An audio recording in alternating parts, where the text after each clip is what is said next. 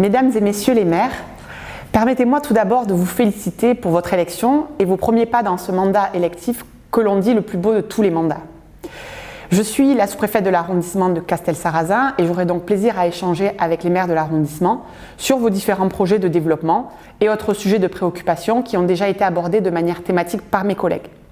Je développerai donc ici mon rôle en tant que sous-préfète chargée de mission ruralité sur l'ensemble du département. À noter tout d'abord que j'exerce cette mission en binôme avec le conseil départemental et plus précisément avec sa première vice-présidente, Madame Moriège. J'aborderai dans un premier temps le contenu de cette mission, puis sa gouvernance et les modalités d'interaction avec vous. Les missions donc tout d'abord. Nous suivons 3 axes prioritaires en faveur des territoires ruraux. L'accès aux services publics, les sujets en lien avec le numérique et la téléphonie mobile, ainsi que l'accès aux soins. Ces 3 axes sont le fruit des échanges entre les différents acteurs locaux qui ont mené à l'élaboration du schéma départemental d'amélioration de l'accessibilité des services publics, plus communément appelé SDASP. Permettez-moi de revenir rapidement sur chacun de ces axes avant de passer à la gouvernance. L'accès aux services publics tout d'abord. Il se traduit matériellement par la mise en place du réseau France Service, anciennement MSAP. L'évolution tient à un cahier des charges beaucoup plus qualitatif et la volonté de resserrer le maillage territorial sur l'ensemble du département. 10 France Service ont été labellisés à ce jour et 10 autres devraient l'être d'ici à 2022. France Service, c'est 10 opérateurs nationaux, dont Pôle emploi, la CAF, les complémentaires retraite, mais également les impôts. À noter qu'une réflexion sur l'itinérance est en cours, à petite échelle et de manière expérimentale au niveau de Terre de Confluence, ainsi qu'à plus grande échelle au niveau du département. Je précise également, en lien avec mon collègue de la DDFIP, que le déploiement de leur nouveau réseau de proximité, dit NRP, se fait évidemment en cohérence avec le maillage France Service existant sur le territoire.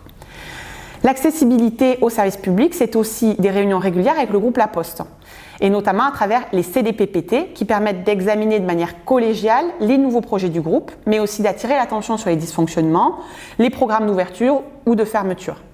Le renouvellement a lieu bientôt, je vous invite donc à y être attentif.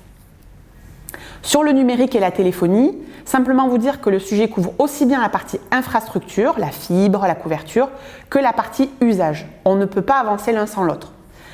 Dans ce cadre-là, sont soutenues les initiatives des élus pour le déploiement de tiers-lieux notamment. À noter également que le syndicat Tarn-et-Garonne Numérique a lancé un diagnostic dans le cadre de l'élaboration du schéma départemental sur les usages et services du numérique.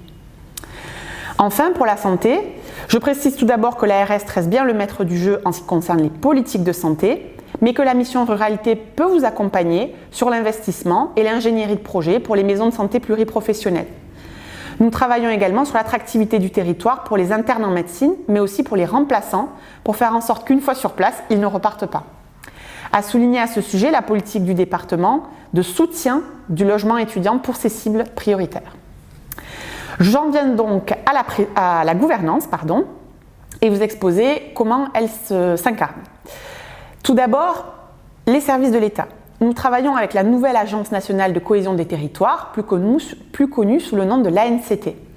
Elle a pris le relais du CGET et a structuré son organisation par programme. Parmi ceux-là, France Service déjà évoqué, mais également Petite Ville de demain. Le préfet est le délégué territorial de la ANCT et il déploie son action à travers le sous-préfet chargé de mission ruralité, moi-même, et 2 chargés de mission, Jérôme Barroso et Céline Fourès, qui peuvent s'appuyer sur l'ensemble des services de l'État. Le binôme avec le département s'incarne également à travers une comitologie stabilisée, un copil du SDASP une fois par an qui a lieu en général en fin d'année, et des groupes de travail réguliers par axe de travail du SDASP, donc je le rappelle, numérique, santé et accessibilité. Je vous invite donc fortement à vous y impliquer, que vous soyez directement concerné par un projet ou pas, car vous vous en doutez, il y a dans ce domaine une logique territoriale qui va bien au-delà de la limite communale. Pour votre information, les groupes débuteront en septembre-octobre. Enfin, pour finir, vous dire que la mission ruralité est en évolution permanente et que vous êtes donc tout à fait légitime à faire part de vos observations et de vos besoins. L'objectif est bien de rechercher un service public lisible pour l'usager, car ce dernier ne connaît pas forcément le partage de compétences entre les différents acteurs publics. Je vous remercie de votre attention et je reste évidemment à votre disposition pour toute précision à ce propos introductif et général et vous invite à consulter les fiches thématiques sur le sujet.